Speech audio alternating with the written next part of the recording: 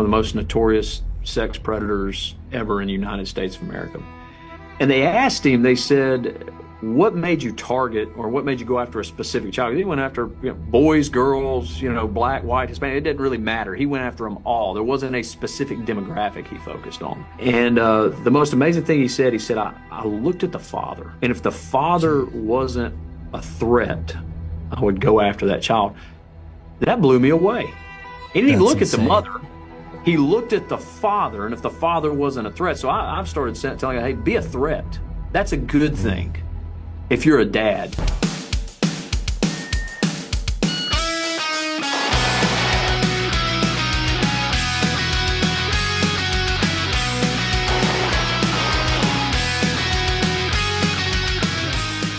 All right, this is the Brown Duke Gun Show. My name is JP Garcia, here today with Brandon and Austin, as usual. We are here today talking about something that I saw on social media recently.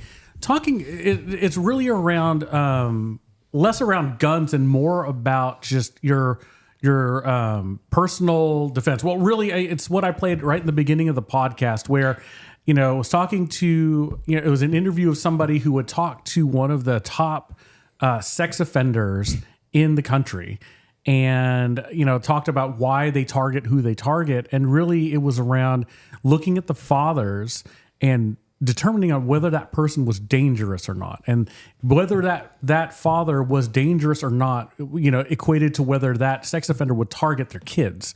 And so, it really kind of hit me. It's like, okay, well, we, as a hobby, we like to shoot guns and get better and all of that stuff. And as a profession, Brandon, Austin, they're in the gun industry full time, but there's a macro effect to this that, as you practice, as you become better, it makes you more dangerous, right? And that is one of many things that you can do to not just protect yourself, not just protect your wife, but also protect your kids.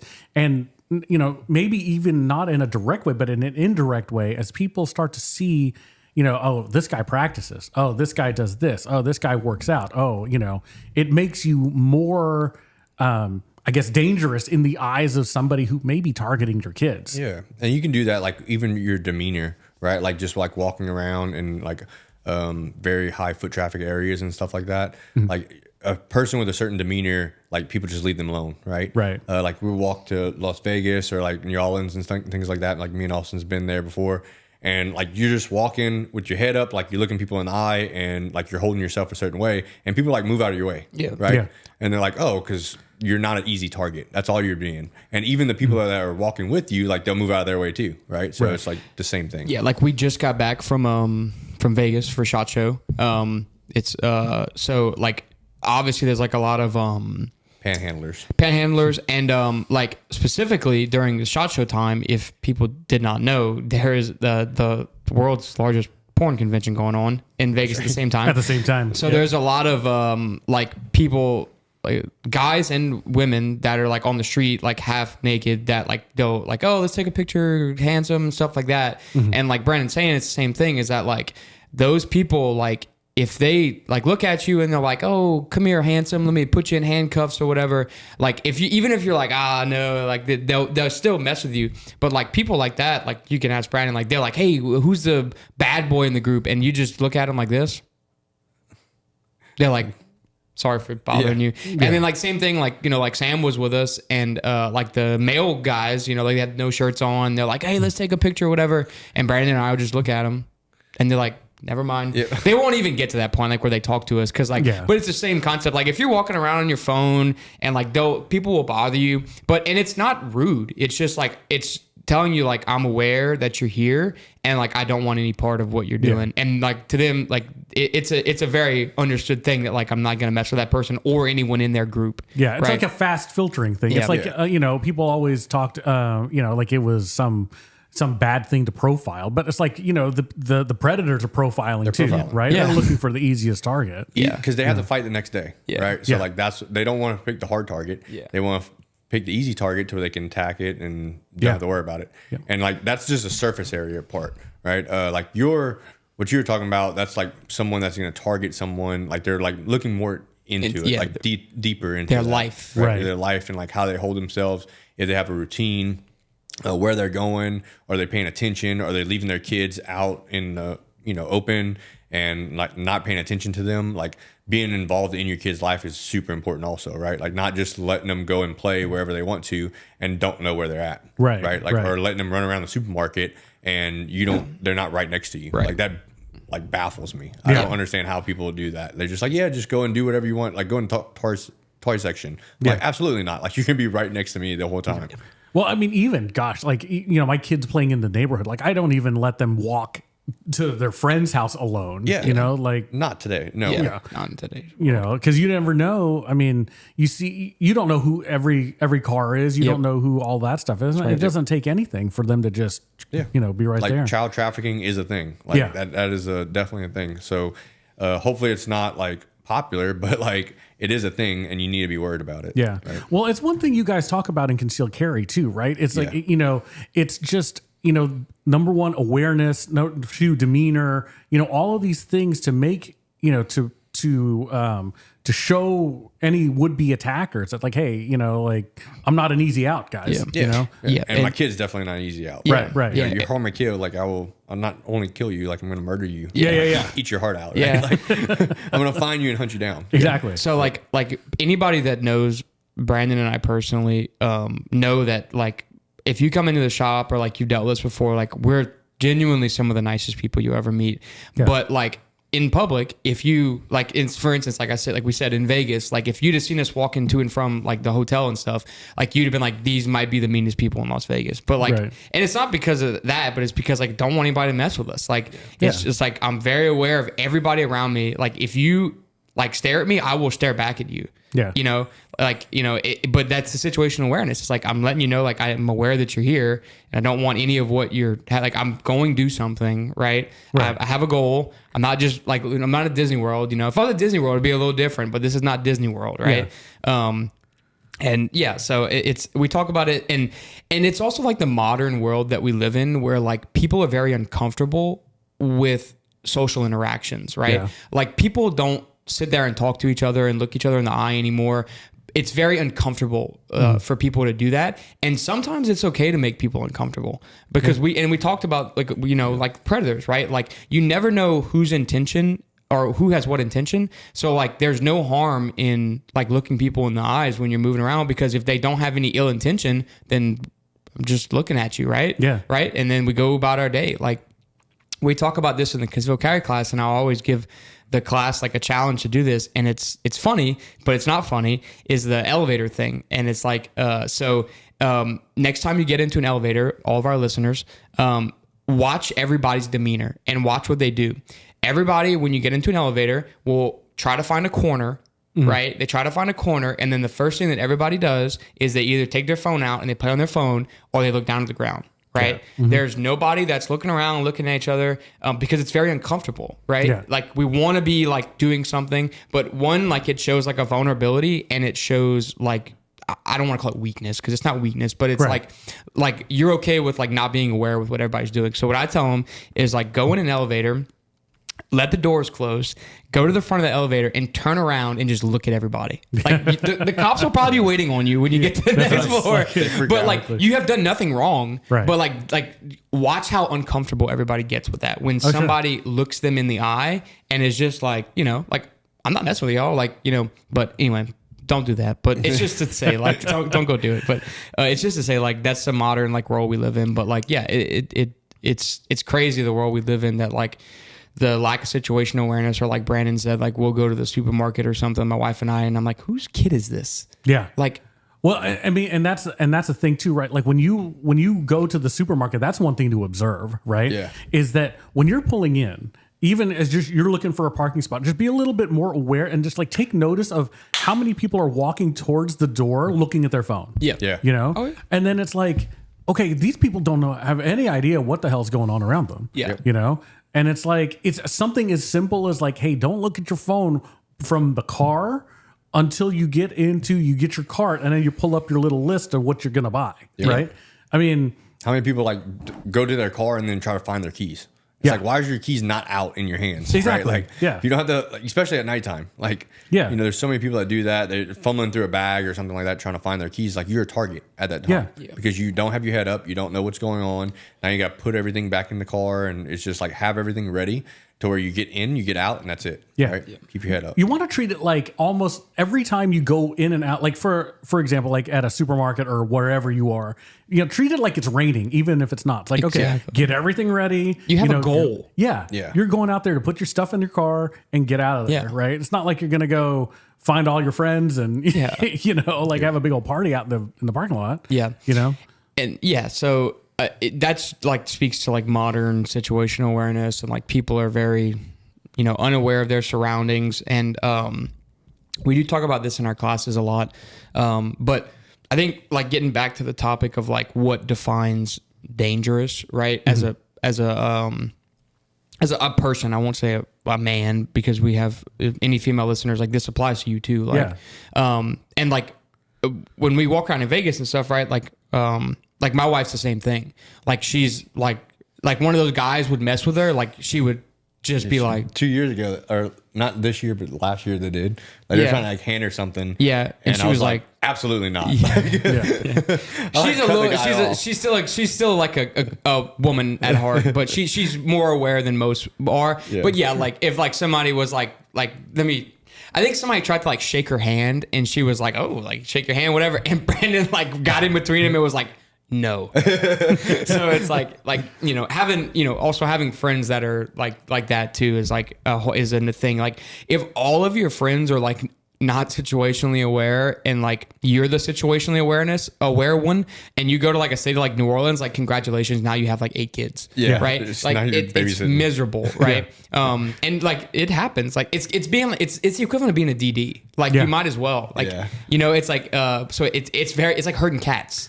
You know? Well, and it's a learned thing, right? It's not, most people, like, we're all here, buddies, we're nice. And, it's like if we went out socially, then you would never assume, like, if you saw us socially. Exactly. If you came in, like, we had a table and you came in, or like a fly on the wall, you would never know that, like, oh, these guys are just cool, they're just hanging out or whatever. But then it's like, as soon as you leave that situation, it's a learned thing. You have to, like, and I always hate the people who talk about, well, I sit in the back corner so that I have my back to the wall and I see everybody. It's like, no, you don't. Okay. Yeah. No, you don't. Yeah. But like you like that, but the sentiment is correct. It's like you kind of have to know like what's around you. We can do that without doing that, right? Like we're situationally aware of of what's going on without being like one like obvious about it. And like people that do that kind of thing where it's like, if I went to dinner with like 8 guys I didn't know, right? And we sat down at the table, and there was one guy that was like, "Hey guys, real quick, I gotta move. I need to be able to see the door." Like I would be like, "Okay, you're the liability in the group." Like that's the same people. And if you're one of our listeners that does this, I'm sorry, but I'm gonna say it. But you're not sorry. But really. I'm not sorry at all. You're the people that have the NRA stickers on your truck, the "Don't Tread on Me" stickers on your truck. Yeah. Like you're what we call in the industry a loot drop. When just get all the equipment. When from shit hits the fan, you're a loot drop. You are no threat to someone like us. Okay. Because like I know you don't train. Like I know you don't. Like I know you think that a revolver is the end all be all. Yeah. Like I hate to use the term FUD, but like they exist. They're out there. They're out there. But like we go to dinner with like national champions, world champions. We all have guns on. I've been to dinner with some of the most dangerous peoples in like spec op, stuff. And sat down at dinner. No one ever said like, "Oh, I need to check the door." Chair. No one's ever said that. That's what I'm saying before. Ever. It's like it's all understood. It's like, all right, we're just all having fun, cutting up, doing everything, but like we're not an easy target. So one of the funniest stories that that Brandon has told me about this kind of same thing, and I think that this actually is like a really good point, is like being dangerous without like showing the fact that you're a dangerous person is, I don't remember who it was and we won't name drop, but you told me this story, so it's kind of a secondhand story, so if I mess up the story, interrupt me. It's the travel story at the gas station. So it was, I think it was USPSA shooters, right? Or no, it was Spec Ops guys, kind of. Yeah, it was contract guys. Okay, contract guys, and they were traveling across the country, or they were traveling, and there was, let's just say 5 of them, and they stopped at a gas station like in the middle of nowhere, like in the middle of the night, right? And so they got out and like they went in the gas station or whatever, and unassuming guys, right? Like same thing. Like they're not walking around, looking at everybody. They're like, yeah, like if something goes down, we're all good, right? Yeah. So they were walking back to the car, and this guy walked up to him, and I think he had like a knife or something. He had a knife, and he was like, so he stopped him, and he was like, all right. He's like, nobody make any sudden moves. He's like, give everybody, give me your wallets or whatever. And so there was 5 of them, and he said, he said they all kind of looked at each other, and he said the guy that was telling the story said that all he did was this. He went, oh shit. He said they had 4 guns that drew on him. Yeah, 4 guns drew on him. How come not 5? He's like, because I just turned around and plugged my ears. So they didn't shoot the guy, but it's like, it's the unassuming, right? Like you mess with the wrong person, right? Yeah. And it's like, you don't have to, they were situationally aware of like, the guy didn't end up behind somebody and was able to get, like they were aware of the situation. So that's like the unassuming danger, right? It's like where you want to be. Like they were trained, they were learned individuals. Right. Obviously, they were the way step above that. But like Brandon said, like the people that we've met in the Spec Ops world, in the contracting world, like people that kill people that do that for a living, are some of the nicest, most unassuming people you will ever meet in the world. Yeah. Like they, because there's a difference between being like paranoid and prepared. Yeah. And there's paranoia is the guy that will like, I have to see the door. It's like, why? What are you so paranoid about? Yeah. It's like, if something goes down, I'm prepared. Like I don't have to sit there and stare at the door, right? So I think paranoia versus prepared are two different subjects, and the paranoid don't practice, and the prepared practice, and that's the difference in my mind. And they're still holding themselves to a certain standard, right? Like you're constantly moving to where like you can see different things, but like you're not making it obvious. Like you might have sunglasses on to where people can't see your eyes, like all those little things. They're still like they're holding themselves to a different standard, right? Sure. And you can see that, like if you know what you look for, you can pick up on that, right? Like typically, guys that are very good at it, like you're like, okay, I know that you've been in something, or like you have an idea of what you're supposed to be as a personal protection of yourself and other people, right? Yeah. But they're not like making it super obvious and like saying like, oh, I need to move to here, I need to move there, like talking about it whatsoever. Yeah, right? Exactly. There's like the guys that carry like 1911s outside the waistband. It's like, dude, you're a loot drop. It's the same thing. Yep. It's the same thing. But like you should definitely get some type of training in order to like know what to look for. And keep your head up the whole time. Sure. You don't have to be that guy. Yep. Yeah. Well, and that's what I was going to say too, right? Like the folks who train, who are the like the Spec Ops, the military, the SWAT team, like all of those guys. I mean, they do that all day, every day. That is their life, right? Mm-hmm. And so for the people who aren't that, right, I think it's, if you're one of those, like you said, Austin, like if you're one of the paranoid ones, then to me, that means you just haven't trained enough, right? Yeah. Like you just don't feel good enough in your skills that you are, that you're ready to make that, to protect yourself, right? And there's 2 things there, right? There's preparation of the mechanics of, using your firearm, right? We're talking about firearms here, the Brown Duke Gun Show, right? We talk about guns. There's also the aspect, if you are one who's like a hand-to-hand combat guy, if you're like a martial artist, you do jiu-jitsu, Muay Thai, whatever you do, there's a level of training where you feel like, okay, I'm ready to go. And that, like, I can defend myself with my hands. Right. If I can't, then I'll go to my gun. Right, because there's some situations that you might be unjustified. Like, crap, I can't pull a gun on this guy. You're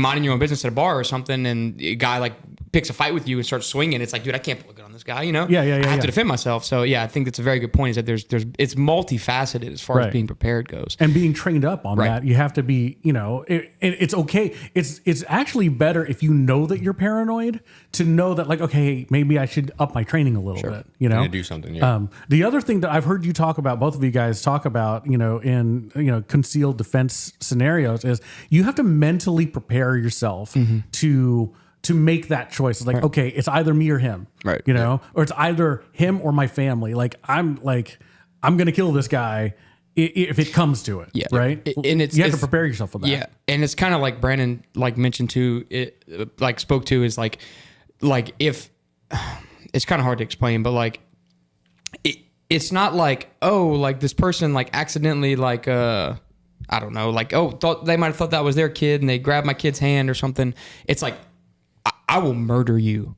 Yeah. Like, you know, it's Trying to take my kid. Yeah. like, it's a mindset thing, right? Yeah. It's not like it was, you know, it might've been an accident or something. Like, no, it's like, what are you doing? And who are you? Yeah. You know? And most people are like that. Like, you know, you said like you have to mentally prepare yourself. Like you can ask yourself like, hey, who am I willing to die for? Yeah. Right. Like that's who it kind of ends up to be. Yeah. And usually you ask someone like, hey, are you willing to die for yourself? Like defend yourself. And they say yes. That's usually the number 3 person on the list. Right. Number 1 is a child. Right. Like you put anyone in that situation, usually they'll like, yes, I'll do anything for my kid. Right. And me included. Secondary is like usually a significant other. It just depends on what day it is, right?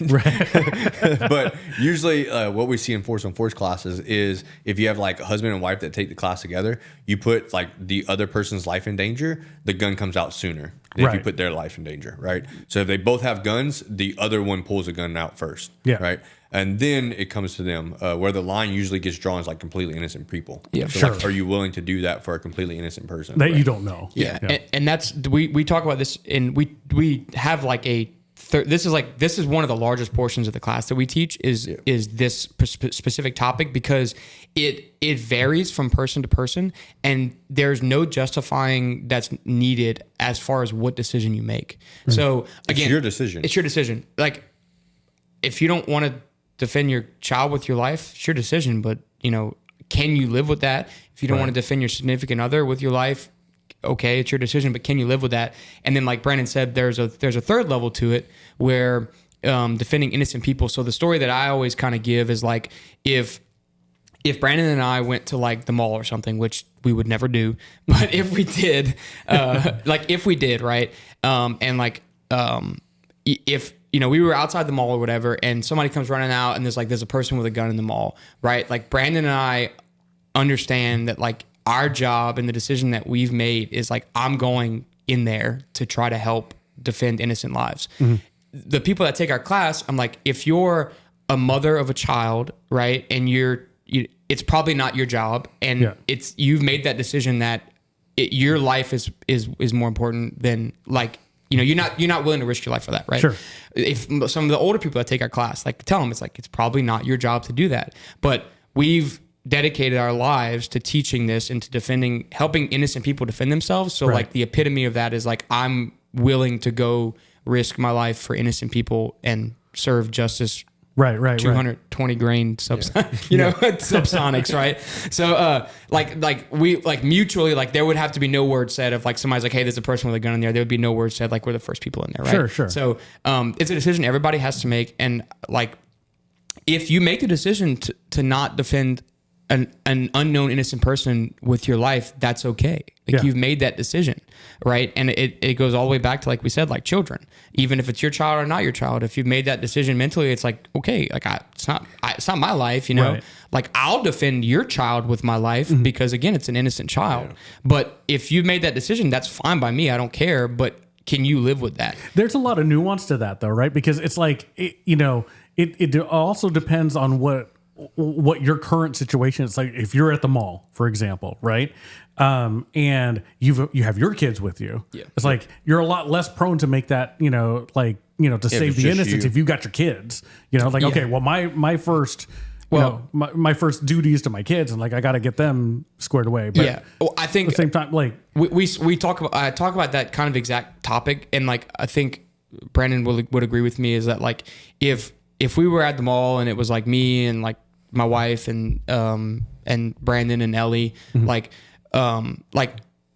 we would mutually like be like, Sam, like you need to take Ellie and like we'll make sure you guys get out of here, right? We'll take care of what we have to take care of, right? And then we can address it. So yes, obviously the first step is making sure that what we're the 1 and 2 is protected, and then we move on to the 3. So yeah, you're 100% correct. Where it's like we have business we have to take care of first, but like I'm saying, like if we were outside, the mall or something, and this was happening, it'd be like, Sam, your job is now to protect Ellie in this aspect, or to protect yourself, get as far away from here, call the cops. Like we're gonna have to go in there and go to work, right? Well, and that's thing. And she knows, like she knows that, right? She knows that, like if that situation would arise, that like I think that she could live with the fact that if something happened to me, that I did that trying to defend innocent people, versus I couldn't sleep with myself at night if I didn't do anything about it. Right. Well, it's like and that's what, I've talked about this off air ad nauseum with people, you guys included. It's like the whole Uvalde school situation. It's like, man, that thing, it threw me for a loop, because it's like, okay, whenever they're like, oh, you can't go in there. Yeah, even if my kids weren't in there, and there's some active shooter in there, it's like, okay, well, you guys are just going to plug me in the back, because exactly. Like, these guys are sitting ducks right there. So I think that's aggression. That's a tangent point, but like I think the point of that is it's like, we're already to the point where we're talking about the situations where we would defend ourselves, defend others, and for those who have never had that mental conversation or that conversation with others, it's like you need to have that, right? Yeah, it's not that's the most important part. Yeah, the most important part is more important than like having the skills of the firearm. Exactly. Right. Exactly. Because if you can have all the skills in the world, but if you haven't made that decision, nothing's going to happen. Yeah. Like you're not going to go through with it. So like you have to make that decision with yourself beforehand, rather than making a decision at that second, and you have to live with that decision for the rest of your life. Right. Because you will have to live with it no matter what decision you make. And that's why we're telling you, like, it doesn't matter what decision you make. It's up to you, because you're the person that has to live with it. It doesn't matter what anybody else says. Like they can say, oh, you're wrong for doing that. Or, you should have done this. You should have done that. It's like, yeah, but like I have to live every day knowing that this is what I had this was the right thing. This is the right thing to do. For me as a person. For you. Exactly. Yeah. Yep. So it could be like, hey, I need to get in my vehicle and leave. It could be like, hey, I need to run back into that building. It could be I need to save these people. And like it could be against the law, possibly. Yeah. Like it could be against, like you're leaving your safety and going in to hunt someone down. Right. That's offensive. Right. But it's like, can you live with that or not? Like, right. Exactly. Well, and I think that's the, if you have that mental conversation with yourself, it drives, a lot of how you train. Exactly. Because we talk about, if you've watched the show, we talk about it all the time, USPSA gaming and all of that stuff. And that's, what I tell people is it is a good way to make yourself train, but at the end of the day, it's still training, right? The game, the game is just putting the firearm in your hand and shooting and becoming proficient at it. But, a lot of times when you make that decision, like I am going to train such that I feel confident that I'm not, and I'm not in that paranoid state that if I ever had to defend my life or, the life of my wife or significant other or my kids, it's going to be no question. I'm going to, I'm going to be able to pull that gun and be okay. You know what I mean? It's hard decisions that make you have the drive. Exactly. In order to do that, makes you that having that mental conversation makes you train the way you need to train. Exactly. Yep. You're like, hey, I need to go to the range because I don't feel comfortable in drawing my firearm and shooting, 5 rounds into a target at this distance and all of them be exactly where I want them to be. Exactly. Right. Yeah. Like, I don't want them to be an innocent person. I don't want them to be somewhere else. Like, I want to make sure I can do that efficiently every single time. You bring up a good point there, right? Like, because you need to have control of those rounds, right? Because at the same time, like you made that decision, if you accidentally plug an innocent person, you have to live with that too. Yeah. Right? You own guy. every bullet. Yeah, you're the bad guy. Yeah. So then there's people that do that. Like they think like, oh, just to have a gun means that I can go and save the world. And it's like, well, you're not even capable of doing that. Right. Because cause way more harm than good. Yeah. Yeah. Like you can't hit a 10 ring at 25 yards. Like, what the hell are you doing? Exactly. Taking that shot. You know, it's the same like with hunting. Yep. It's like you'd never take a bad shot in hunting because you believe in, efficiently taking the animal and not having it suffer. Same thing. You're not going to take a 1,500 yard shot on a gun or on an animal that you've never shot that gun before. It's dangerous. It's all aspects of it are not good. Yeah. So yeah, it's the same thing. Yeah. But yeah, so I don't know if that was a tangent, but I think it speaks to the level of what we consider being a dangerous person. And it's weird to say like, yes, like I believe that I'm a dangerous person, but we're talking about it in the aspect of somebody who is trying to prey on you or your children or your significant wife, other. Significant other. Yeah. Are you a dangerous person? So I think that, like, I even think that like modern day predators see the same things that we see, where it's like these people that kind of broadcast that they're dangerous are like not dangerous. Right. Like we always say the same thing. Like the guy in the bar that's like screaming, "Who wants to fight me?" is going to be the first guy to get knocked out. Yeah. Right. Yeah. Like it's a martial art, right? Yeah. So like the more that you know about guns, the less likely that you're wanting to do anything about that. Yeah. Right. It's the same thing with martial arts. Like the guy in the bar that's screaming and wants to fight everybody because he thinks he's the best fighter in the world. Like the guy with the cauliflower ears is not talking at all. No. Yeah. Right? Yeah. So it's the same thing with the gun. Yeah. Same thing. Like The guy who has a concealed carry permit and has the gun concealed and is a national champion is not having an outside the waistband 1911 gun that's like hammer down. Yeah. They don't do that. With a big old shirt, come and take it. Don't do that. Exact same thing. Yeah. Like, and it's a really good point. Like like the way you like dress and stuff too, like to not make people uncomfortable and like, so yeah, I think that like that's a, well, one of those, memes or whatever that went around, I always resonated with me. It was something about, and I think somebody ancient said this, but it's like, I'd rather be a warrior in the garden than a gardener in the war. Yeah. Right. So it's like, you want to train yourself and be like, get yourself to where you are that warrior in the garden. You just never need it. Like you want to train as hard as you can and, as efficient as you can, whatever you're going to do. Maybe you're not a firearms guy. That's okay. Maybe you're a hand-to-hand guy. Okay. So you do that. Right. But you train and, you get your cauliflower ears, you get your, bruised rotators, all that stuff, and you're ready, and hopefully you never have to use it. But if you have to use it, then boom, and you don't have to be like the best. No, right? Like you don't. Same thing in fighting. Yeah, you just have to be proficient. Like guns and the fighting thing is the same way. Like a guy that's taken like 6 months of jujitsu or Muay Thai or anything like that can like easily whip any guy that's in a bar that's never had any training whatsoever. 100%. Right. Yeah. So same thing with the firearm. Like if you take concealed carry class, if you go into the range once a month, you can easily use that firearm way better than any like thug or anybody that wants to like try to take your life. Right? Absolutely. Like you're already way ahead of the curve. Yeah, I have a friend, a very, very good friend, Joe, who is a former paratrooper, right, from the Air Force. And he and I talk about this all the time. It's that, if you have, like you say, a year or 6 months worth of training in any martial art or whatever, or and I would make this equivalence. I'd say if you're like a maybe D to C class in USPSA, okay, then you are better than 80% of the people walking around the earth. Easily. I mean, literally walking around there, that includes cops, that includes whatever, like, and no disrespect to the police, but, a lot of times what you find is the hobbyists are the ones who are more proficient than the ones who have to do it for a living. Right. They're great at policing. Absolutely. Yeah. It's a different thing. And we tell them this all the time. And we have a lot of police officers that are just law enforcement officers that shoot USPSA with us. And like, that's the most incredible, like we love that. And they're shooting with duty rigs. It's like, you are doing the thing, you know, because writing a report incorrectly will not get you killed. Right. But not knowing how to be proficient with your firearm will get you killed or will get someone innocent killed. Right. Right.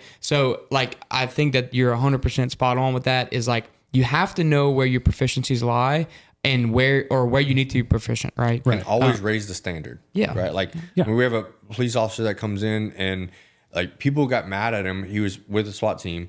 They got mad at him for increasing the standard of like physical fitness. Right. Like he's like, hey, everybody has to bench press their body weight. And like they would get pissed. Like other police officers get mad, and it's like, dude, like that's a like easy standard, right? Like, or you have to go to the range once a month or do something like, And they got furious at him. It's like you're putting your life on the line, you're putting other people's lives on the line, especially if you're a police officer, like your buddy or innocent people, and you're not able to do this. Like this is bare minimum. Like make yourself better, right? Yeah, make yourself better. You know, like you don't want to be the weakest link. That? Exactly. Yep. And the top tier teams, like if you get around those guys, they're all fighting. Right, it's like dog eat dog world over there. Yeah, like but that's what makes them so good, right? And like they all love each other, but it's like it comes down to like, well, why aren't you doing this? Like you need to be doing this, and they're all forcing each other to be better. So competition is a good thing, right? Because it forces you to be better. Healthy competition. Yeah, healthy competition. So I think getting back to the like, you don't have to be a world champion to be dangerous, right? You just have to train like consistently. One of my favorite people in the world that comes shoot at the shop is Katie Hurd. And I'm going to show her this video, so we need to make a short about it. Okay. Katie Hurd is like the sweetest little girl that you will ever. She's not a little girl, she's a woman. Okay. But she's very small. And she like seems like a little girl because like the way she talks, she's like very like small demeanor. Yeah, and she's a very small person. She's the nicest woman that you will ever meet in your life. She wears dresses down to her ankles. Yeah, and stuff. very, very like lovely woman. Like like when she walks in, I'm like, Katie, where you been? Like we missed you. And then she shows up to the range, and it's hilarious. It's not hilarious, but it's so awesome. She shows up to the range. She has a rifle case and she has like a pistol case, and you're like, oh, she's gonna go in the range and practice whatever. And she pulls out like a suppressed 10-3 SBR, and she's just smoking holes at 25 yards. Get it, lady. She's got a pistol, and she's just punching out bullseyes, and she goes about her day, packs her stuff, and leaves. Like that is the epitome of prepared dangerousness, right? Awesome. Like somebody would see her and be like, I can literally pick this woman up and leave with her, and she would murder you. Like I love it instantly. I love it. Like that's the, and like, the nicest demeanor, and that's what, we strive for too, is like, we're the nice people, and like our friends that like obviously know us, they know that like when they're around us, like we'll go out to do something or whatever, and my friends will always joke and be like, we'll be like, oh, well, we're going to this place, whatever. And somebody will always make the comment, like, well, Austin has like 6 guns on him. It's like, yeah, okay, it's funny, but like they get to know that like they feel safe around us, right? So that's another good thing too, is that like when people feel safe around you, because that kind of it exemplifies that you are a dangerous person, right? And but like you should strive to like be that dangerous person. Yeah, absolutely. Like everybody should strive to be that person. Don't rely on somebody else. Yeah, absolutely. If you're people can go have fun. Like, I mean, we're not saying that don't not have fun, but like if you're gonna go out and drink and stuff like that, like definitely like maybe take someone along with you that is that dangerous person, and we're always willing to do that. Like that's because again, that's what we've trained for. That's the life we live. Now, like I'm not saying that like if we went have fun that we're any less dangerous, but like we always strive to be like that fail safe. Yeah. Well, you can take me too, except I'm above 45 at bedtime. So we strive. I'm dangerous till about 8:30. But it's good to have friends like that, right? Like, absolutely. Like in SHOT Show last year, right? Like we would like we didn't have a booth, so we definitely did like a lot more like fun and like partying and stuff. And like there was like one night where like I was just so tired, and Sam was like, I want to go out. And I was like, yeah, it's like you can go out, but you got to take Brandon with you. So like, you're not going out by yourself. And Sam and Brandon was like, yeah, I'll take her out. And so it's like, yeah, like that's fine. You go out with Brandon, I don't care. Like it's like having friends like that is like, that's. Me and Sam wrote up a bill, and then Austin came pay it. Yeah, I don't know how that worked. I was like, Brandon took my wife out, and somehow I got to pay it. That happens. Yeah. Right. So, but like it, you have to have friends like that, right? Yeah. Like, so it's yeah. So it having a group of dangerous, good old boys is like the best group of friends you can have. That's what you want to have. Yeah, that's what you want to have. You don't want to have a bunch of liabilities. No. You need more assets and liabilities. Well, and if they are liable, you got to bring them up, man. Yeah. Like you got to, bring them to the range, like get them that and make them go work out. Or well, and that's why, a lot of times people, I give people grief about not coming to shoot matches and stuff like that. But it is, I mean, realistically, and, we've talked about this before, it's like it is one way for people, if you gamify it, gamify becoming proficient at your firearm, people will come and they'll become better shooters. Yeah, they're gonna be better shooters no matter what. And it makes it fun, right? It like does. that's the thing is, especially like we do it with kids all the time. People actually like, hey, how do you get your kids involved in the shooting?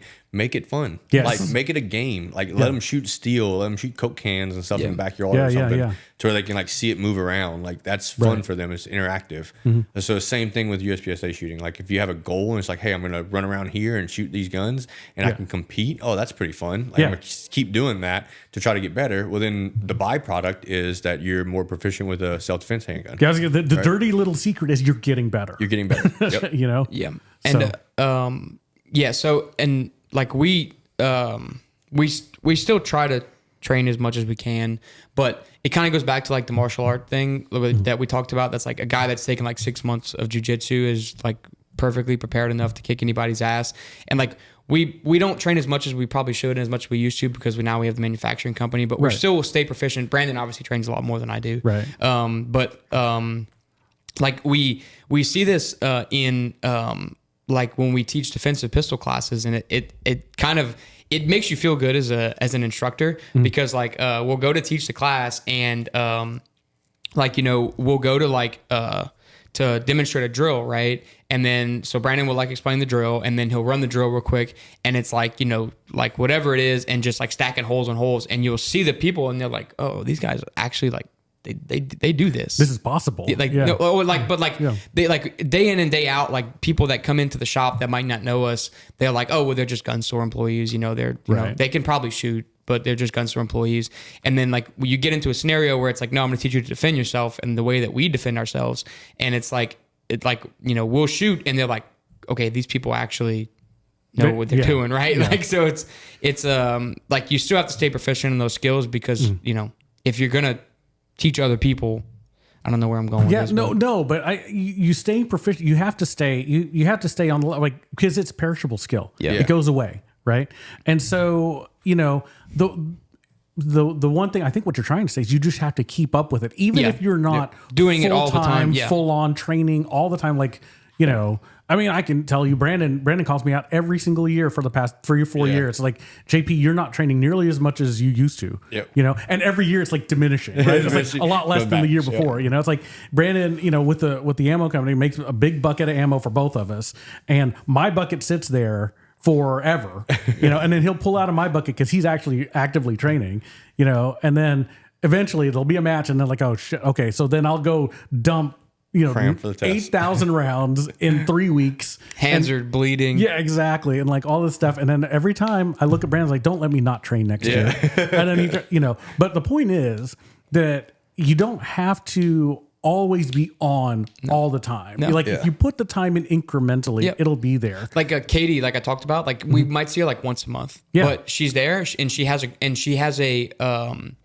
quantitative data that she has goals in mind for. So she has a standard for herself, right? Yeah. So as long as you're staying proficient in your skills, you're quantitatively measuring your progress, and you have increasing goals for yourself, then you're doing the thing. Yeah. Like we talk about this all the time about going to the range with a purpose, but you have to. You have to. There's fun shooting and there's a place for that, but like when you're training like self-defense and stuff like that, like it's training to, and it goes back to when you decide that you're going to use a firearm to defend yourself and your family. Training becomes different. It's like, I'm not just trying to hit this 10 ring, right? Yeah. I am preparing myself to defend my life or the life of my loved ones, right? Like that's a completely different mindset. Like you care more about what you're doing. You take like. There's a reason, there's a larger reason behind I'm just pulling this trigger to see if I can, it's not like. And you're not going to be on the top of your game all the time. Yeah. Right? It's just like, whether it be like, look at MMA fighters, like they fight for this one fight, right? They just like train up all for that. But like, even in the off season, they can still fight. Yeah. Right. It's the same thing. It's like with working out, it's the same deal. Like there's one time in your life you might be like, hey, I'm in the best shape ever. Or like I'm really dieting hard and everything else. But if you're always working out, like maybe you might fall off a little bit here and there and like don't like eat right for a couple weeks or whatever. But like you're still in better shape than what you were before you started. Yeah. Right. So like start somewheres, keep going to the range, and as long as you're going, and just then stay that's good. consistent. Stay consistent. You know. Well, and I think that, you know, a lot of times, you know, when we talk about people, especially when they go to USPSA, right? And I can tell you this about martial arts too, right? It's that once you get in it, you know, and there are guys, and I'm just going to talk about USPSA, but it translates to martial arts too, that if they're in there and they're just working hard and they're just trying and they're pushing and they're, you know, they're trying to beat this other guy and they just can't get that guy, right? Like, man, it doesn't matter how much I do, how much dry fire I do, how much practicing I do, I can't beat that one guy. He's always like one step ahead. Yeah. Right? It's like, well, guess what? That guy's training too. Yep. He's trying to get better every single day. So the whole group is getting better. Or girl. And it's like, don't compare yourself to the, like, you know, that 80-20 rule. Like if you get to D class or C class or whatever, or you get to, you know, 6 months, a year in jiu-jitsu, you're better than 80% of the people.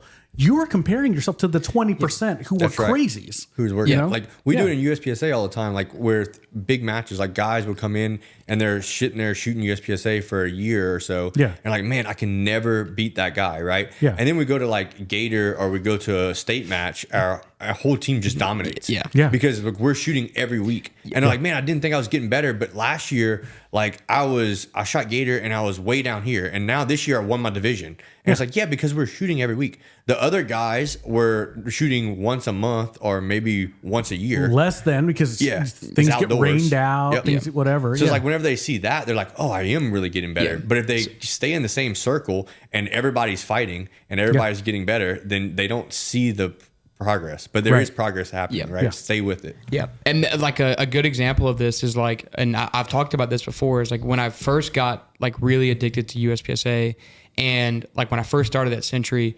Brandon and I were training, or Brandon was training me a lot. I would, you know, and so like it was the same thing. Like it's the most infuriating thing to train. It's like working out with a bodybuilder. Like it's infuriating, right? Yeah. Especially when you're that type of person. Like there's people that don't give a crap about it, and they're okay with not. But like when you're the person like Brandon or I is, where it's like you want to be the best. It's infuriating, right? Or at least compete with the best, right? Like you want to be like on the same level. On the same level, right? It's infuriating. So like it was, and it wasn't in any aspect of like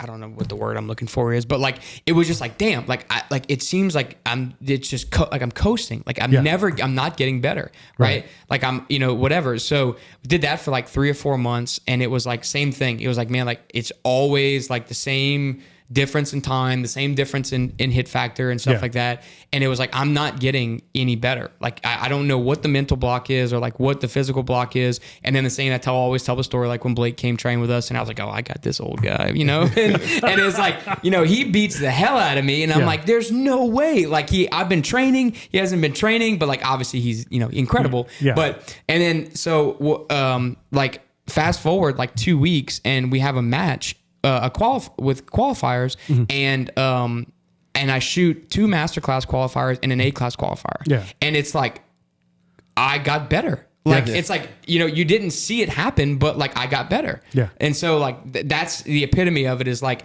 you're like holding yourself to a higher standard, and together we're progressing as, you know, like with friendly competition of like driving each other to be better. Yeah. Right. Yeah. So like that's the epitome of that. And like we see that in the club too. Right. Yeah. And like there's friendly competition, and like there's people, you know, you're supposed to beat, and there's people that are supposed to beat you. Yeah. So the closer you get to that, or like if somebody that you know that you're not expecting to beat you has beaten you, it gives you a little more drive to go out and practice a little more, or figure out like, hey, where did you make up time on me? Was it a hit factor thing? Was it a speed thing? Did you do something? Did you shoot did you have a different stage plan than I had? So I love that stuff. Like I love the friendly competition. Yeah. And like, you know, the old saying, like, love the process, the results will come. Right. So like, especially if you're practicing for self-defense, because like hopefully that result never comes. Yes. You know, like the thing that you're practicing for, you hope to never ever use it. Right. So like, if you just love going into the range and saying, hey, this is the thing that I have to do, and I like getting better, and I like focusing on something and going there with a purpose, or like shooting the game or doing anything else,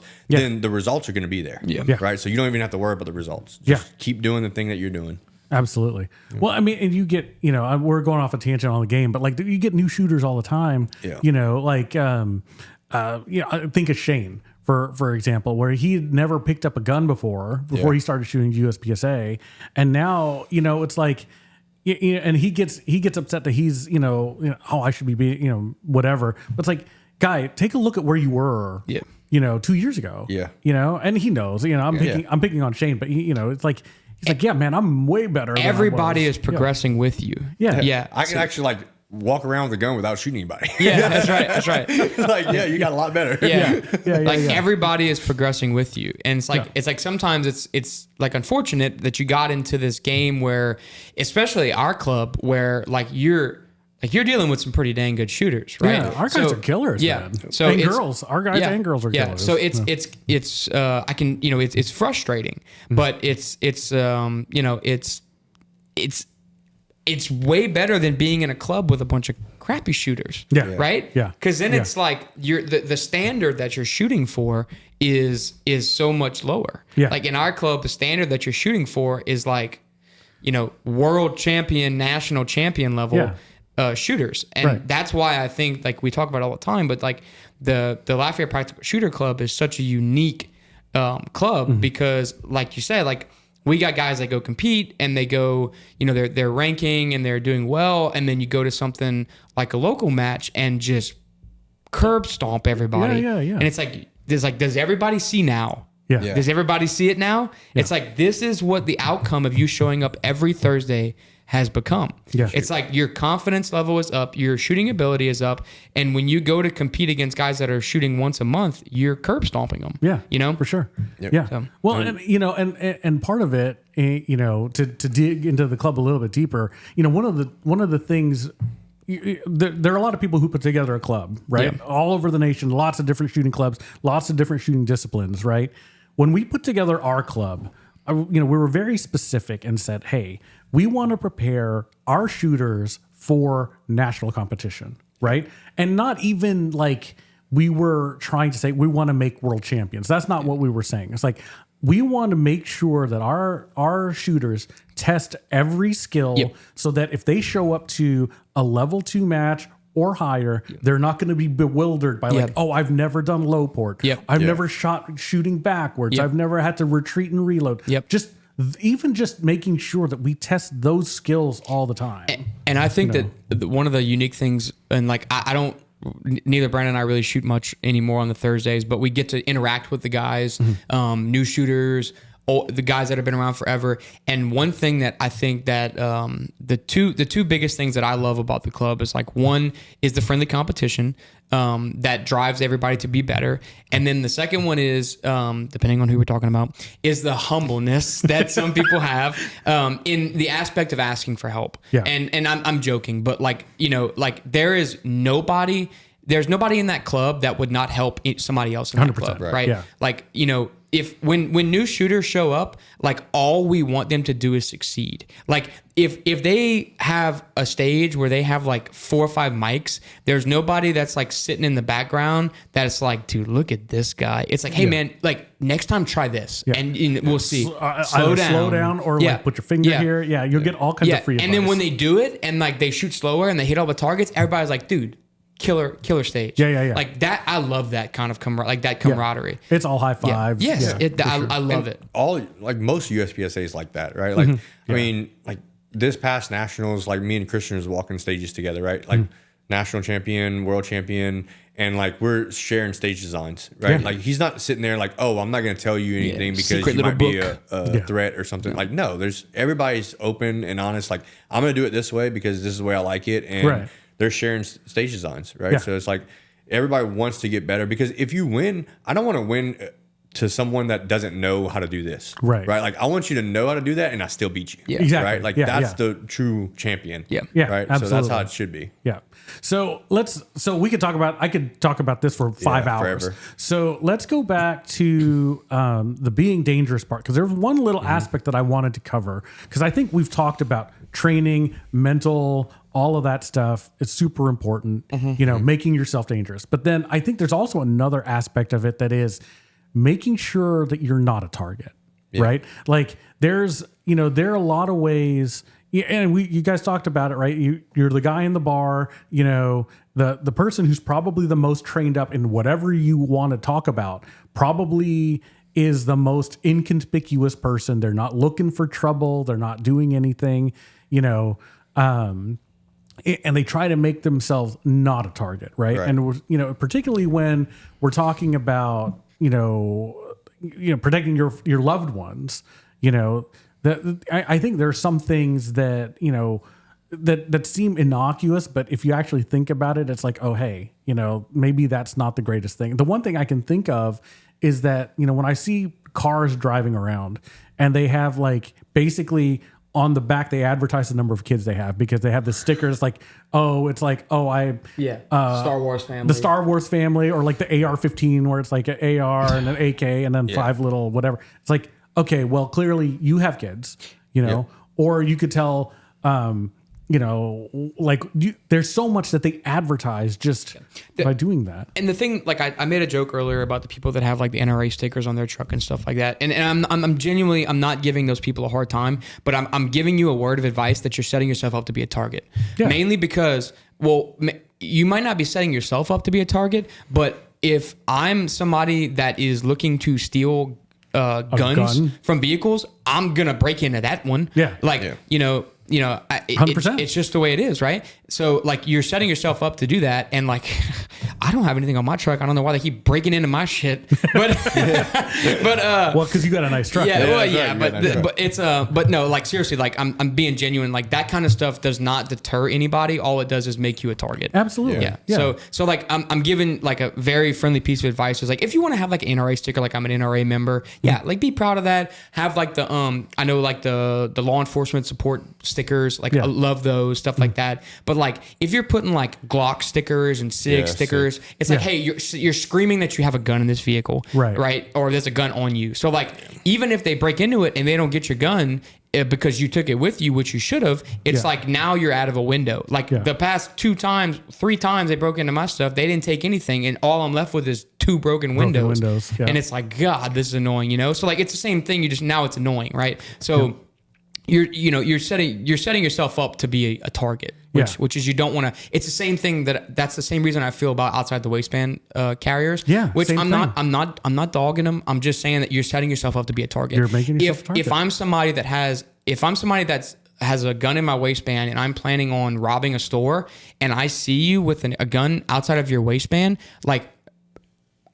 The first thing I do when I pull that gun out is I'm going to shoot you, right? Because you're the only threat that I see, right? Everybody else is not a threat to me. Yeah. So like I'm being genuine. Like you're setting yourself up to be a target. Yeah. And a lot of times it's ego, right? Like people get themselves in trouble with ego because they're like, I want to, or identity. Like they're trying to make an identity for themselves, and like they think they have to do all this stuff to get recognized, and it's like you don't. You're missing the point. Yeah, you're missing the point. You're missing the point. Yeah. Like, don't worry about that. Keep training, doing what you're doing. Nobody has to see it. Yep. Just like, and then you're going to become a more dangerous person because of it. Yeah. Absolutely. And we've talked about this in about the shop too, because like we conceal carry. That's what we do. There's some gun stores out there that like that open carry. Yeah, they open carry, and I don't know if it's a mandate or if they just allow their guys to do it. I'm iffy about it. Like, I think it is a deterrent. Like, people like see like, oh, they all have guns on them. But I also feel like it's kind of like a showy thing. Yeah. And it doesn't bother me by any means. I just like, I'm like, I don't know. Yeah. Yeah. If you're training people all day, like John. And it's not bad like in a gun shop because like you're in a gun shop. Like like obviously these people have guns, right? Yeah. So it's not too bad, but like if you're doing it for a different purpose, like just to like show off a gun or something, then it's like it just becomes intimidating. Especially the reason why we don't do it is like first time gun buyers, right? It's like very intimidating. They walk into a gun store, they want to see regular people. Yeah. They don't want to see like some guy that's like going over and beyond. Yeah. And that's a lot. Like we do represent that. Like, hey, we're just normal people, and we do train and do all this other stuff. But like, you don't have to do this in order to be that person. And it makes it like obtainable for them. Like, oh, like I can do that too, right? So it like brings more people into that lifestyle rather than just like trying to shun them away or be like, oh, you're not good enough for this. Yeah. It's like, no, everybody is. Everybody like, you should be able to defend yourself. Yeah, right. yeah, So absolutely. we definitely want to portray that. Yeah. Well, I mean, because you're right. It's like, if you're portraying that, like, if this is what this good is a looks gun like. guy, right? Yeah. You're And- like, man, I got to get an outside the waistband holster. Yeah. And, it's like, no, that's not what we want you to do. No. It's not what we want you to do. Yeah, exactly. Let's talk about the gun. Let's talk about concealed carrying. And then we can talk about what we use. And like, we also like, we try not to do it. Sometimes we like kind of, I hate to use the words have to do it, but like people ask us what we carry and we're like, here's what we're carrying. And then we explain it to them. We show it like we show them like outside guns. Like we don't like be like, oh yeah, look, here's my gun, cause like, we're trying not to scream, hey, I have a gun on me all the time. But like, sometimes it's like, they're like, hey, I really want to shoot like what you're carrying. And then in that instance, like, yeah, okay, let's go on the range and I'll unload my gun and I'll let you shoot it. Right. But it's not like pulling it out at the counter and like, Brandon and I have stressed that to employees. It's like, don't do that. Like, don't start pulling guns out and unloading them. It's very unsafe. We preach gun handling in the booths. It's the rule. So we should follow the same rules. Like, obviously we get a little bit of leeway, but like, that's a big one is like, we're not trying to be like, oh yeah, like check out what I carry, It's like, no, like if you want to see what I carry, I can show you with guns outside of my gun. And then I can't build one for you. So in that scenario, it's like, hey, if you want to come and shoot my gun, let me know. We'll go in the range together. Yeah, absolutely. And without in the showroom pulling out my gun, right? Exactly. So And I have 30 something rental guns on the wall. Yeah. Like you can shoot any of those. yeah, but I'm saying they're- like our gun they're good. specifically is like it's like a hodgepodge of stuff put together, Right. So it's a little bit different, and like some of them want to see the EPS carry, so it's Yeah. like there's Certain kind of dots. there's not much I can do with this without showing you my gun, but let's go do it the correct way, out of the public's eye, and do it the right way, right? So so that's kind of my thing on the whole concealed carry thing, and like we've even had people ask us like that have come in the store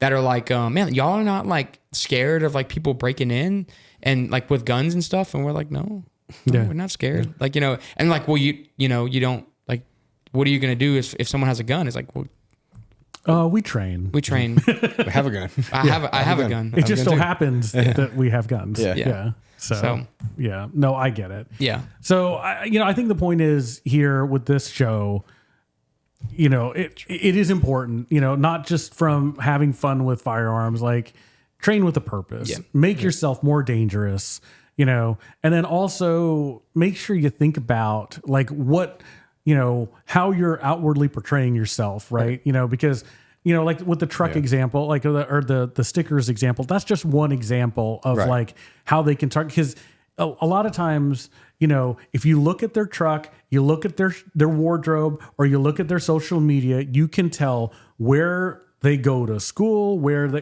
their kids are going Everything's to school, on the where internet. they work, Yeah. where what guns they like, that kind of stuff. And it's like, be mindful of that too. You know? Yeah, we always tell people that too, like to be mindful of like social media posts and stuff like that. Like we post pictures of ourselves with guns or like stuff like that, but like it's not like like, oh, I'm this killer, right? Like it's, like we post like some pictures the other day that like our photographer Kane took of like us when we went shoot the 50s, and like that's an experience, right? Yeah. We post pictures of like Brandon will post videos of himself shooting USPSA, like that's him gaming, right? Yeah. He wants to show like his capability, and then that inspires people to want to come shoot and stuff like that. But we're not posting videos about like, like, oh, I'm doing this drill because I, like if I ever have to kill a person in this way, it's like, it's not the goal, right? Yeah. So I think this whole entire episode boils down to if you're prepared and practicing, you can leave paranoia behind. Yeah. Yeah. Absolutely. Paranoia, practicing, and preparedness. And I think what you're kind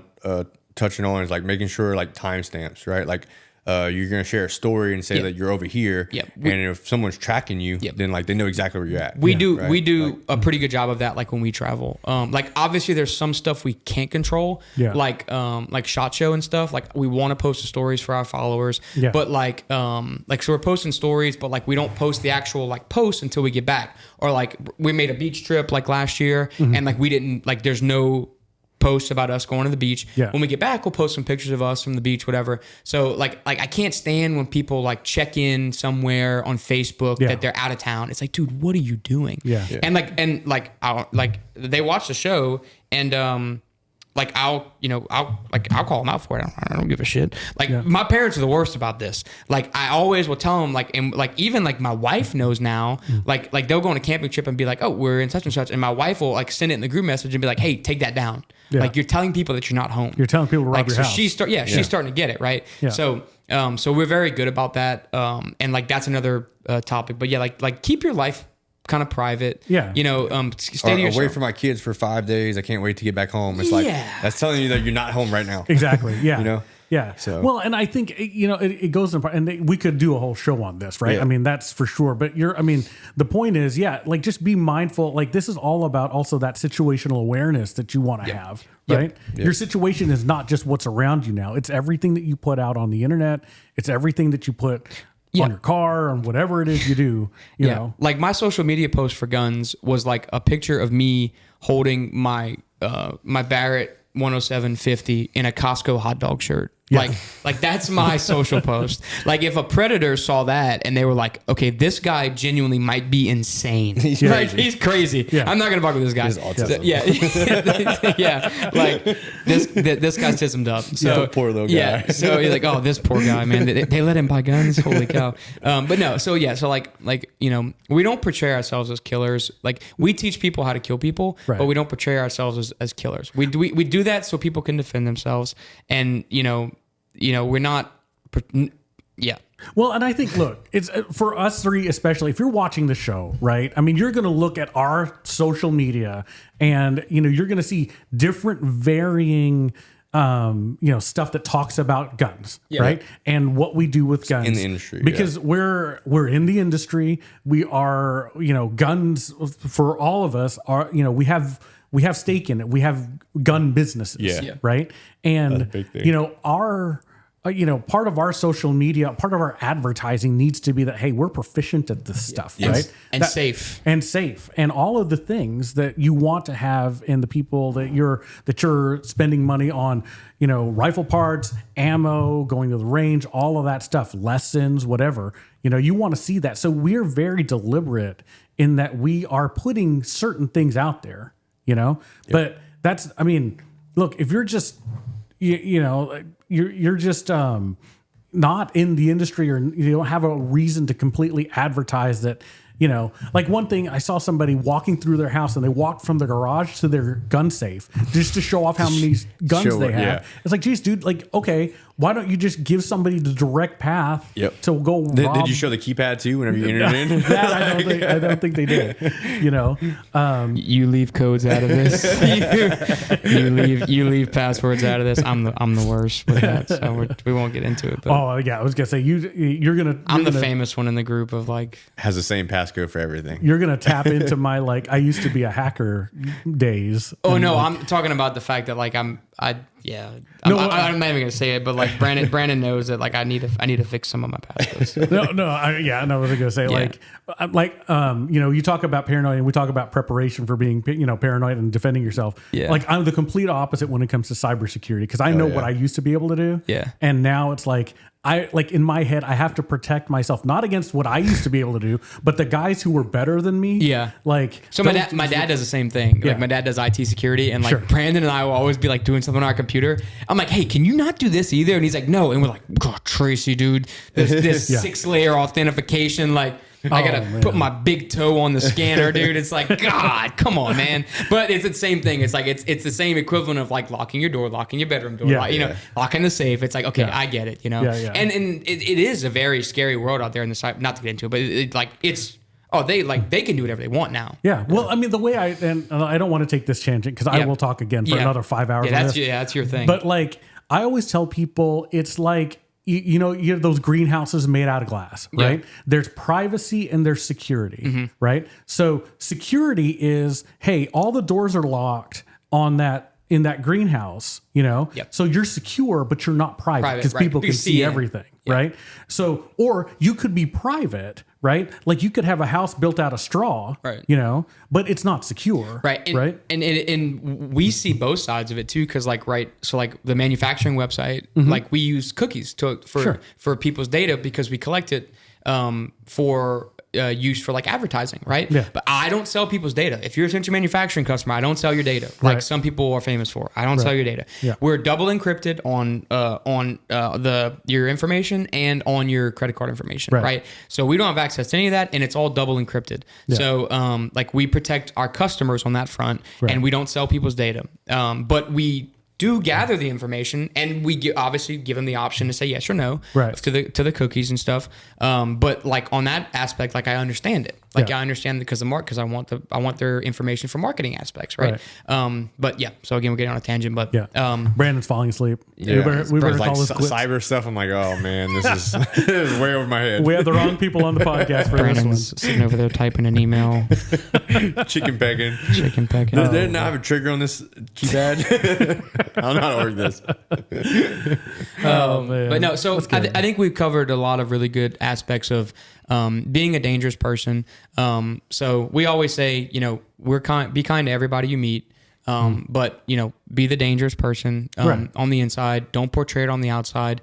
Some aspects, danger and like don't fuck with me are two different things, right? So like don't be a jerk off. Like that's what I said is like Brandon and I, I think that we're pretty proficient killers if we had to be, but we're some of the nicest people you ever meet. Like I tell Brandon this all the time, and like customers will come into the shop and like I'll do a job for them or something, and they'll come back and be like, dude, like you're gonna hate me, like can you just like do this instead? And I'm like, dude, let me tell you something, it's been like 6 years since I've been mad at something. Like like I've come to the point in my life where like I wake up every morning and get to do what I love with people that I love. Like there's no reason for me to get upset about anything, and like I treat life that way. So it's like, be kind to everybody, give everybody a chance. And even like the butthead customers that we get, like we kill them with kindness, right? And like sometimes like we'll be overwhelmed with like somebody that's frustrated with us, and like that happens in every business. Like I'm not saying we're perfect, and then like, but like, so we'll swap off people. Like Brandon, can you go deal with this guy? And then it's always the next person. They're nice as hell to the next person, right? And everybody's nice to Brandon for some reason. So like demeanor. It's demeanor, like, but and he's a longtime business owner, so he's very good at it, right? And I'm learning like from him to be a business owner as far as approaching people like that, right? So like I'm learning from business owners in the industry. I'm learning from Brandon every day as far as running businesses, and like we all learn from each other, but treat everybody with kindness, kill them with kindness, and then if you have to, like actually kill them. Exactly. That's gonna be my new life motto: kill them with kindness, and if you have to, actually kill them. You should make that a t-shirt. I know. That's right. The new Sentry t-shirt. Yeah, kill them with kindness, and if you have to, kill them. Yeah, there you go. But I actually thought about, the other thing we need to put out's Brown Duke Gun Show on the Sentry Def. Yeah. Brown Duke Gun Show t-shirt. So we need to put a link on the website too. Yeah. So we did today's Tuesday. Did we post the Sentry manufacturing video today? That will go live Thursday. Okay. Yeah. I need to share that to the page because again, if there's any of our Sentry manufacturing followers that are following this, this is like some of the stuff that we do outside of the Sentry manufacturing realm. So these kind of topics, like if you like, again, like we have the manufacturing company, but we have a storefront and a range where we teach these kind of courses and stuff like that. So any topics of like self-defense you want to know about, and like our take on it, we're not the best of the best. But we're very proficient in our what we do. And again, we have world-class shooters as far as gaming goes. And you're constantly learning. Yeah. And we have world-class, in my opinion, trainers as far as self-defense and offensive attacking, offensive defense. Offensive tactics. The best defense is a good offense. Yeah. Wolverine. Tactics. So if you have any questions on that front, we're happy to talk about them. Because if we barrage this podcast with Sentry manufacturing stuff, we'd run out of stuff to talk about. And if we barrage it with defense stuff, we run out of stuff to talk about. So we need stuff to talk about. We don't need it. We'll babble all day and you'll listen to it. So we would love to hear from you. Like your feedback is awesome to us. And like this first episode we shot today was a user suggestion. So then the next one was one we found on social media. So very good. Send us topics. What do you want to hear about? Anything and everything. We'll talk about it. Like there's no secrets. If it's some stuff like in the manufacturing side that we can't really talk about yet, secrets. There are secrets. Good secrets for y'all. But it's like I just got an email about like a question about like something that like we like the spear platform, and it's like So I'll answer that to the email. But Yeah. so sorry, I went on a tangent. That's all right. Yeah, Okay. this was a good episode. It was long, and I know for our viewers, I'm sorry it was long, but this was a really good one. That's all right. I think, something like this, you've got to really exhaust it. You Yeah, got to deep talk to dive. people, because there are a lot You don't want to people leave any pages unturned. Well, and even if we spoke for like an hour now, right? There's still that's a the norm. lot that we Yeah. can you can get into. Yeah, like situational awareness, you can. That's There's tons of hours. examples that Yeah. I can Yeah. think of. That's an hour to 2 hours in our concealed carry class. Situational awareness and mindset. Yeah. It's 2 hours. Yeah. So And that's good following a PowerPoint, like staying on task. yeah, that's not tangent based. Right. So yeah. If that were a podcast, that'd be like 7-hour podcast. Yeah. Oh, easily. So that would be a good live one to get like people's feedback on. Situational awareness and mindset would be a good one to do a live on, like a very advertised live one, like, hey, in 2 weeks, hey, in 1 week, hey, in a couple of days. That way we can get it out on the Sentry manufacturing page and we can get people to like chime in. And I know like some folks like Prepared Mindset podcast is a group that we work with a lot. Shout out to them as well. They've been doing some really awesome feedback on our charging handles, and they also did a whole entire episode on our charging handles. And their whole podcast is based around prepared mindset. But they do reviews and stuff like that too. So Where are they out of? Can we have them on? Somewheres where it's snowing. yeah. So we could. I would love to get them videoed in. Yeah, as soon as we figure that out. Once we figure that out. Yeah. So, but they're Austin and his group over there. I mean, he's destined to be successful with a name like Austin.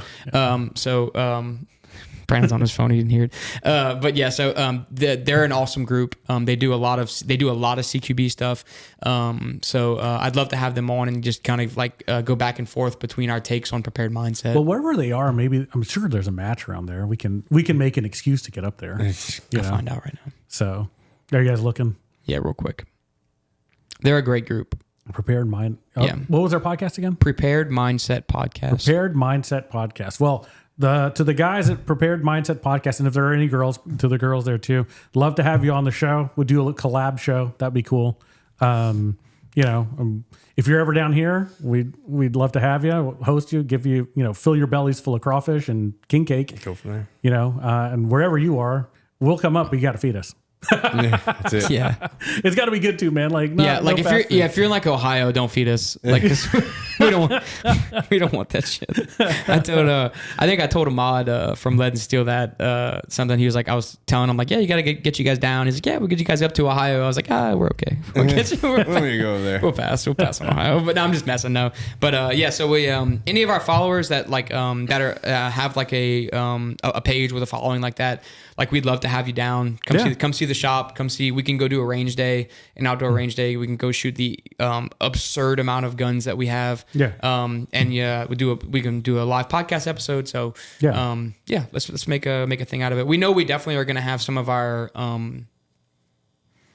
players in the Sentry manufacturing game eventually do that. Yeah. So we'll get them on the podcast, and that's some of that secret stuff that we can't really. That'll be talk good. about. Yeah, have those guys on. I mean, realistically, and this is now the Filipino side coming out. I am happy to put you guys on the podcast. Love to do that. That'll be a lot of fun. I am looking forward to having people and having food. Yeah.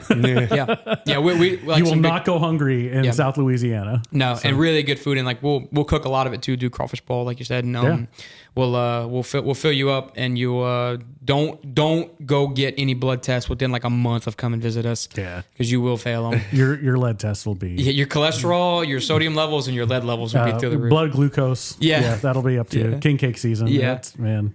I'm about to have to send a bunch of king cakes out to some of our players. I'm putting together some Cajun care packages right now. I just had my first Rendazzo's. Oh, did you? Yeah. What'd you think about it? Oh man, it was really good. Can we talk about before we close the show? Before we're trying to close the show for best half hour. Yeah. No, but this is important because this is actually going to piss me off. I'm just messing. So I want to go around this table real quick and talk about king cakes. So Brandon, what is your favorite king cake flavor? My favorite is probably Bavarian cream or cream cheese. JP? That's a tough one. I think if I had to go, like I was trying a new one, cream cheese. There is Village of Dough. They make a bunch of cool different ones, and this year I've really liked their French toast king cake. That was a really good one. So okay, I can get behind that. The reason I asked the question is, well, what's yours then? Before you go, Oh no, I like any kind of king cake with any kind of cream cheese, Bavarian cream filling, Any stuff like that. type of filling. Period. Yeah. You get where I'm going with this, okay? Okay. If you're from Louisiana and you're watching our podcast, if you're not from Louisiana, you might not understand this, but I'm going to make you understand this. If you go, let me make sure make sure they know I'm serious. If you go to a king cake place, right? I don't care where it's at. I don't care if it's that one in New Orleans. Is it Randazzo's? That's the famous one. Yeah. If you go to a place that sells king cakes and you buy a GD plain king cake, Plain's gross. I'm gonna find you, and I will kill you. No, I'm joking. You are wrong. You're disgusting. You bought a big donut. I don't care how you can. But it's a real king cake. It's moist. No, it's not. It's a big donut. I need a gallon of milk. Get a king cake with some dang filling in it. And to my big players in the game, you won't be receiving any plain king cakes. I'm gonna send you one with a Bavarian cream, right. a strawberry cream cheese. The blueberry one. Blueberry cream cheese. The blueberry one was real cream good. cheese. If you're going by plain king cakes, you need to reevaluate your life. You need to reevaluate your life. You need to figure out what's wrong with you. Go see a doctor. Go see a psychiatrist. This has been the Brown Dude Gun Show. I'm Austin Menard. No, but okay, thank you for letting me do that. Mic drop. No, Mic so drop. okay, like but there are two things, right? Like there's the donut king cake, and then there's the pastry type ones, like Okay, they're from so Keller's. And yeah, stuff like that. Meshes does it like a donut king cake. Yeah. And I still disagree with it. Yeah, I like the regular one, like the Yeah.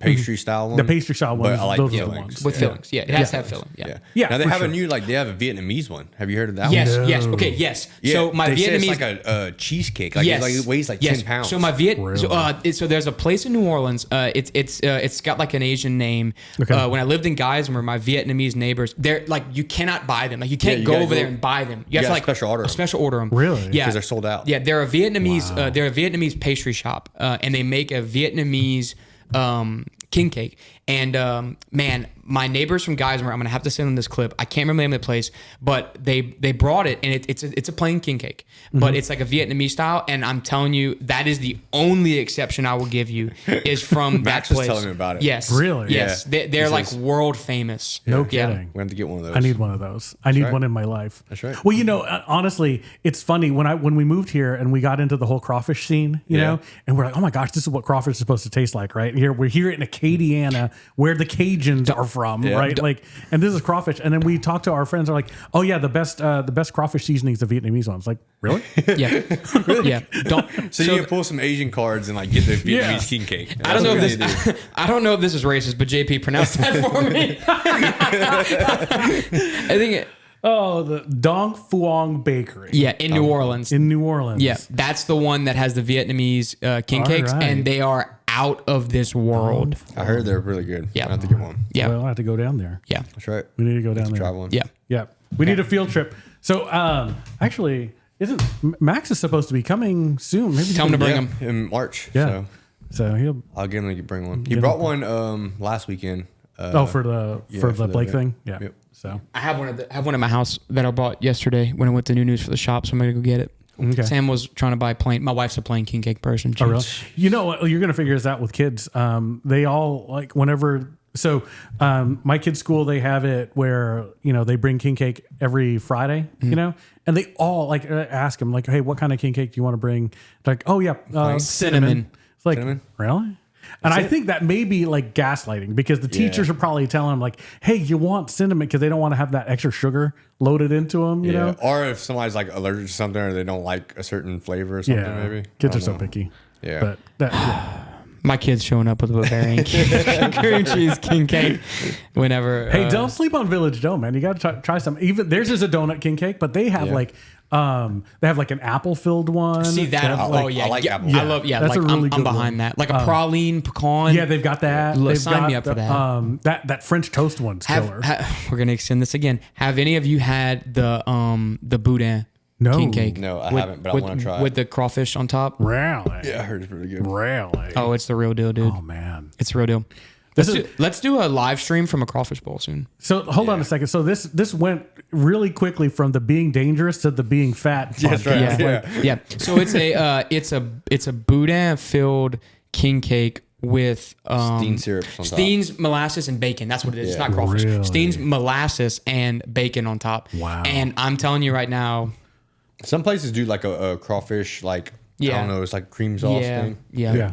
There was I went to a place, a donut place in Broussard 2 weeks ago with the kids. Was it Mikey? Miko's. Yeah, I heard that's Miko's. really good. That one's a really Is it good. Greek? No. I don't know. His husband and wife that owns it. Yeah. I heard good things about it, though. They have a mini king cake that's it's essentially a donut, but they make it out of a croissant. It's like a croissant. I love croissants. Holy cow! I love croissants. That thing. Me and Brandon used to go work out at Cajun, and there was a donut place next door, and we would leave the gym and like we would like non-verbally be like, you trying to go get them donuts or what? So we would go get we wouldn't get the donuts. We would get like kolaches, and they had these like big croissant sandwiches. Yeah. And it's an Asian owned place, and the guy like he would like be like, oh, you guys look hungry, and he would give us like 10 donuts for free. And Brandon and I was like, well, there goes the workout that we did.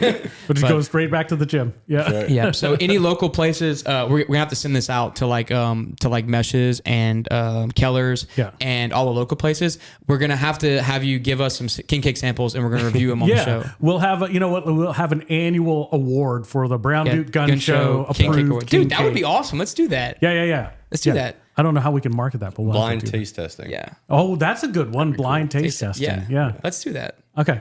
Yeah. Well, I'm even in. if we have to go buy them. We'll have to, so then we have to get Ozepic to sponsor the podcast. That's right. Yeah, and have a paramedic on standby. You know what?